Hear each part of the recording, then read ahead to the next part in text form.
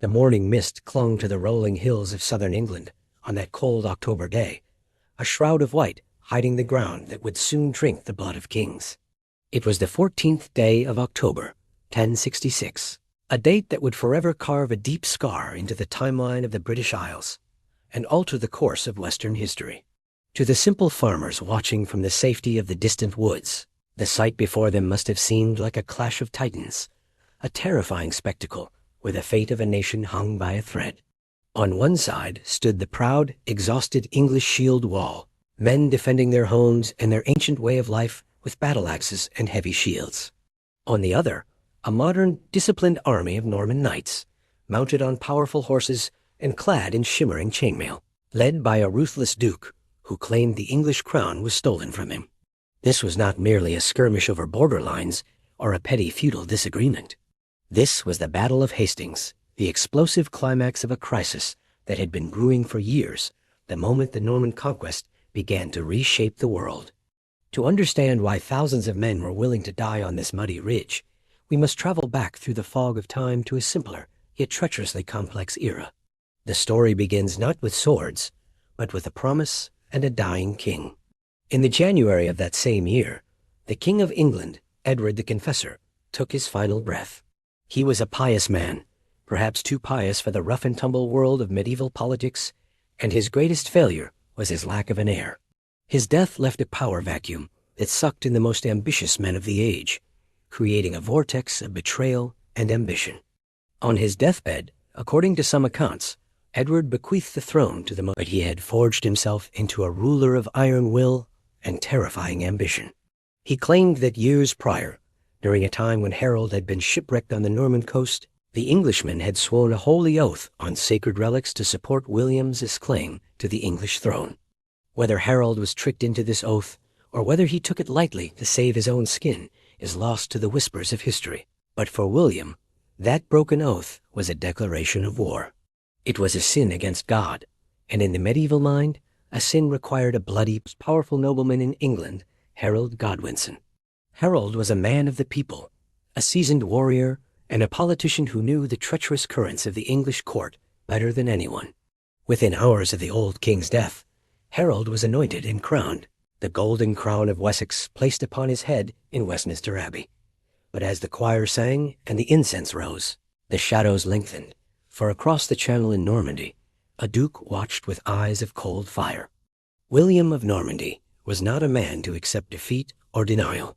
He was a bastard in the literal sense, often taunted for his illegitimate birth, penance.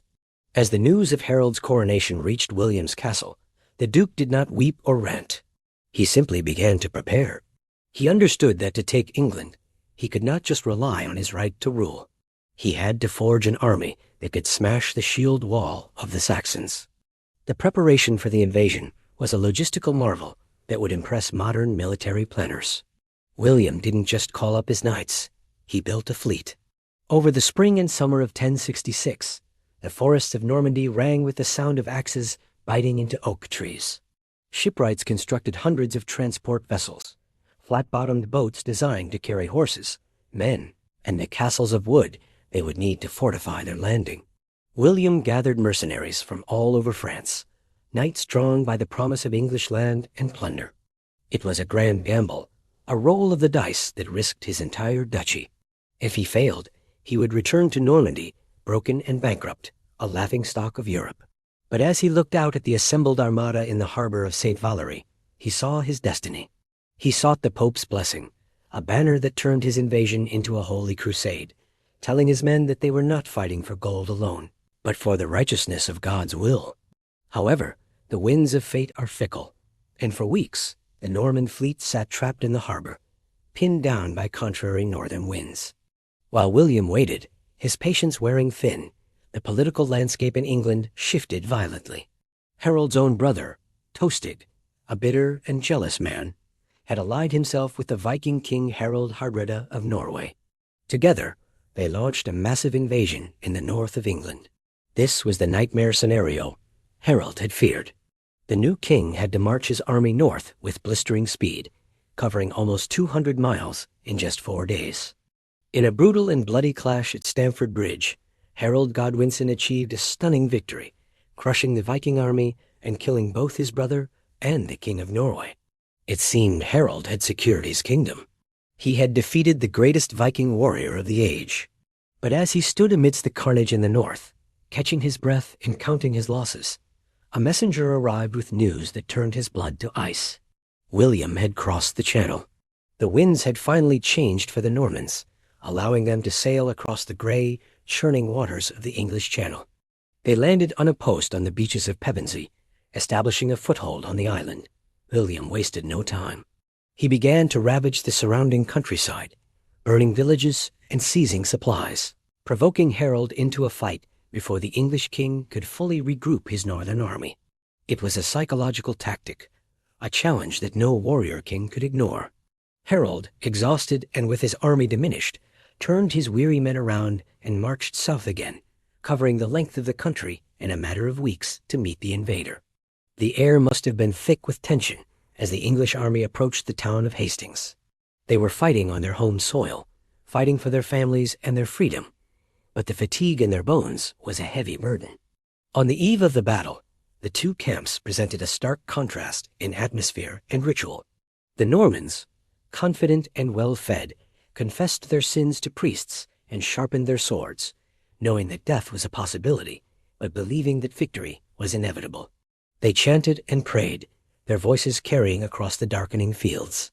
The English, on their hilltop near the village of Senlac, sat around their fires, singing old songs and telling tales of their ancestors. They remembered the days when their grandfathers had fought off the Romans and the Saxons before them. They were a tough, infantry-based army. They fought on foot, wielding terrifying two-handed Dane axes that could cleave a man and his horse in a single swing. They formed the famous shield wall, a barrier of interlocking wood and iron that had been the backbone of English warfare for centuries. Harold took his position in the center, right in the thick of the action, standing shoulder to shoulder with his housecarls, his elite guard. He was the king, and he would stand with his men. The dawn broke on Saturday, October 14th, casting a pale, ghostly light over the battlefield. As the sun rose higher, burning away the mist, the two armies beheld each other in full. The Normans looked up at the steep ridge where the English stood, a solid, impenetrable line of wood and flesh. The English looked down at the valley below, filled with the glittering armor of the Norman cavalry and the thousands of archers. The battlefield was strangely quiet, save for the nervous shifting of horses and the clinking of chainmail. Then the silence was shattered. William initiated the engagement, not with a charge of knights, but with a hail of arrows. The Norman archers moved forward, loosing their shafts into the sky. The arrows rained down on the English shield wall, but the slope was steep, and the shields were raised high. The arrows glanced off the wood, sticking into the ground or clattering harmlessly aside. It was a frustrating start for the Duke, a sign that this would not be the easy victory he had imagined. Seeing the ineffectiveness of the arrows, William ordered his infantry to engage. The Breton, Flemish, and Norman foot soldiers trudged up the muddy hill, slipping and stumbling under the weight of their armor, struggling to breathe in the crisp morning air. As they neared the crest, the English let out a thunderous roar, a war cry that seemed to shake the very ground. The shield wall erupted with violence. From behind the protection of the shields, English axemen swung their heavy blades with brutal force, cutting down the armored men climbing the slope. The front line became a slaughterhouse. The Norman infantry, unable to break the wall, began to waver. They were fighting uphill, against men who were anchored and enraged. Panic began to set in, particularly among the Bretons on the Norman left flank. Seeing their comrades falling and unable to gain any ground, they broke and ran. The battle hung in the balance. This was the turning point, the moment where discipline nearly broke. The right wing of the English army, seeing the Bretons flee, tore themselves away from the shield wall in a mad pursuit. They were soldiers caught in the heat of the moment, sensing victory and the chance to hunt down the retreating enemy. They ran down the hill, leaving the safety of their formation. It was a fatal mistake. William, seeing his left flank collapsing, but seeing the English exposed, rode his horse directly into the path of his fleeing men. He grabbed a soldier by the throat, ripped off his helmet to show his face, and roared at them to stop. "I am here. I am alive. Look at me, he shouted. The sight of their duke, alive and fighting, halted the panic. The retreating Bretons turned around, and suddenly the hunters became the hunted. The isolated English soldiers, realizing too late that they were surrounded, were cut down by the now rallying Norman cavalry. The lesson was written in blood. Break the formation, and you die. With the immediate threat of a rout averted, William reorganized his forces. He realized that the English shield wall was too strong to be broken by simple frontal assaults. He needed to be cunning, to use the very nature of his army against the stubbornness of the English. He ordered a new tactic, one that is still debated by historians, but remains one of the most famous maneuvers of the medieval age: the feigned retreat. The Norman knights and infantry would attack the wall, and then, as if overcome by fear or defeat, they would turn and run. It was a performance, a deadly trap designed to lure the English out of their defensive shell. It was a gamble that required perfect timing. If the English didn't chase them, it would do nothing but show weakness. But the English were tired, angry, and overconfident after repelling the first waves. The Normans charged again, the clash of steel echoing through the valley. Then, as if on a silent cue, groups of Norman soldiers turned their horses and fled down the slope. The English, seeing their enemies running away, could not contain themselves. Again, the discipline of the shield wall cracked. Men poured down the hill, shouting in triumph, believing the battle was won and the invaders were in full flight. But the Normans were not fleeing in fear. They were leading the English into a trap. Once the English were dispersed in the valley, separated from the main body of the army, the Normans turned.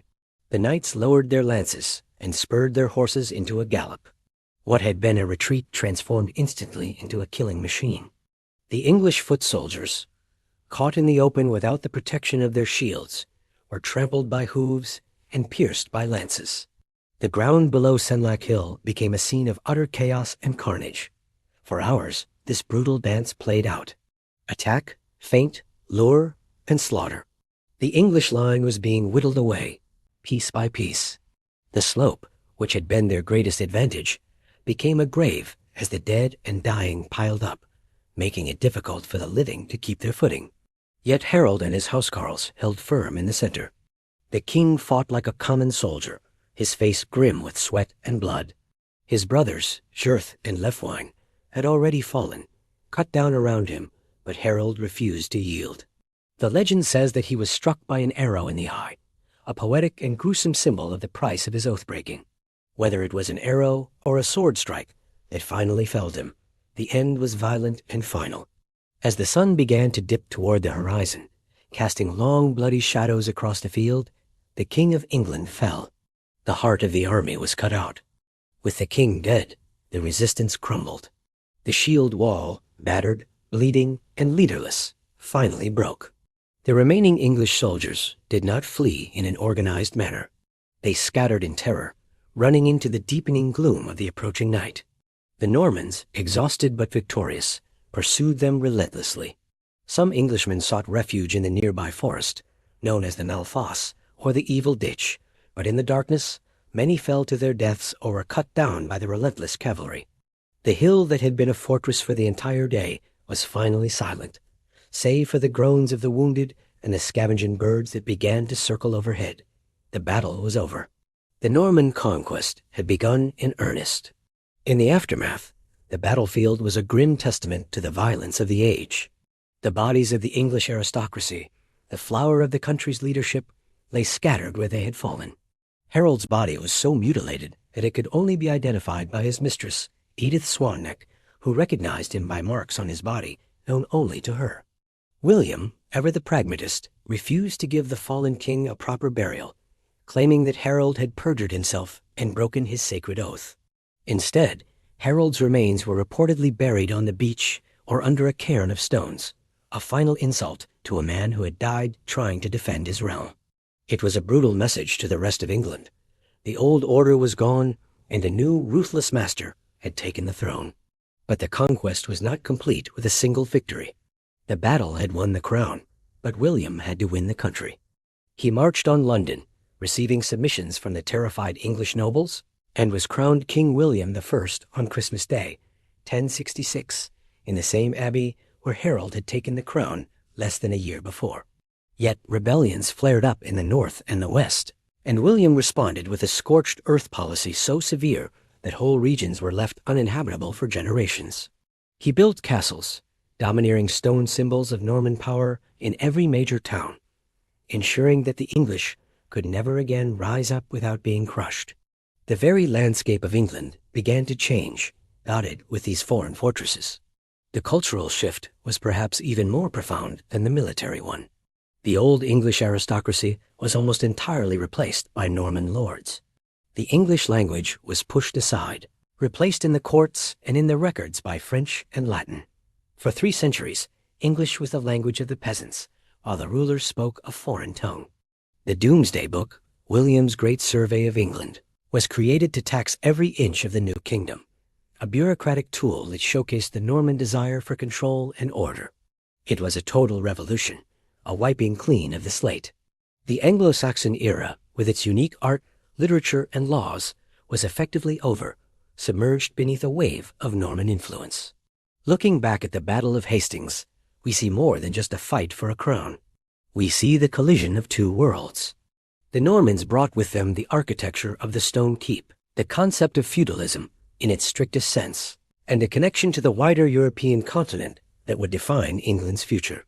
The victory at Hastings severed England from its Scandinavian past and anchored it firmly in the medieval mainstream of Europe.